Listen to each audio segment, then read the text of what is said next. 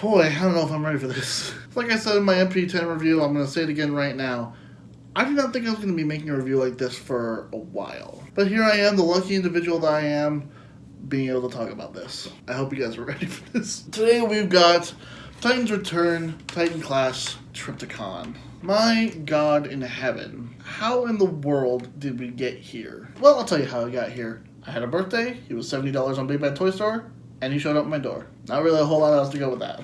So, how first do we start talking about our literal pet-sized Transformer here? Well, I think the best way to start is to set him down the side and tell you about how we're going to do things a little different here. I'm going to have Trypticon over on the side, and I'm going to talk about him over here. I'm going to film some B-roll, and I'm going to show you guys what I like about him while I'm talking. Good lord, first I rip off T. Adams, now I'm going to rip off Vangelis? Who am I? But yeah, guys, this thing is really big and commanding, and I'm very happy to have him in my collection now. You'll notice that he's got all these shiny details all over. I mean, that's because he came with a metric fuck ton of stickers. We've seen modern Transformers come with stickers before, see Transformers Generations, Roadbuster, and Whirl, but this had like 158 stickers?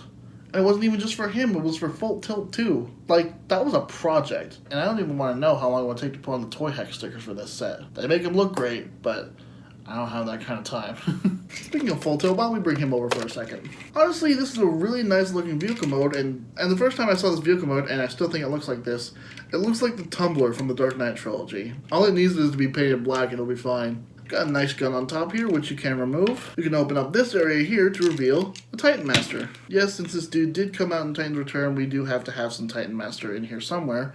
So we've got Necro here. And Necro isn't really anything special. He's a purple dude that I painted red and silver up here on the head that was just all black before. On the back we have the Full Tilt head right there. Again, just purple with a red visor and a silver crest. Not really much to this guy, it's just a purple vehicle that looks nice. Transformation for this guy is super simple. And yeah, like I said before, he's a purple dude. This would probably be one of the reasons why you would get the Toy Hacks upgrade, because this dude definitely needs some more color. Most that he had before I got my hands on him were these silver strips here, and that's it actually. No yellow down here on the knees, no yellow bit in the center, no Decepticon symbol here on the crotch. He was a very, very purple man. But you know what? That's okay, because this very purple dude goes really well with this very purple dude. Yep, these two are some pretty good minions that look good together. Brunt kind of has a darker purple on him than Full Tilt does, and which would mean that he has a darker purple than Trypticon as well. But, you know, still gotta include him with the set, you know? And if you want to incorporate this guy with Trypticon, you have a few options of your own. As you know, Weaponizer can split up into a bunch of different parts and just go all over, which you can do that. Or you can do what I do and just stick him in vehicle mode and plop him right behind the head. It kind of limits the articulation, but I don't really care that much. You know, I already did a review of this guy, so if you want to see what he's like, go check that out. But yeah, that's pretty much how it is with Necro and Full Tilt here. Not really a whole lot to say about it. He's just a basic deluxe class figure that has a Titan Master head, and yeah, looks really good. Let's take a look back over at the big guy. This dude in his Godzilla mode basically has a lot that he has to offer. You can use a Titan Master to unlock his head crest thing, but you don't really need it, so just push on with your finger. He has an opening jaw that reveals some real big chompers and a laser gun tongue, and a couple of ports to put a Titan Master on there so that way he can eat him. There's also a hole right behind him that if you push him down, goes right into his stomach. Don't worry, you can still get them out, you just gotta open up his stomach. But yeah, guys, just this dude is impressive and incredible, and I love having him. Sure, he's not the most articulate, but how much do you really need on a big guy like this?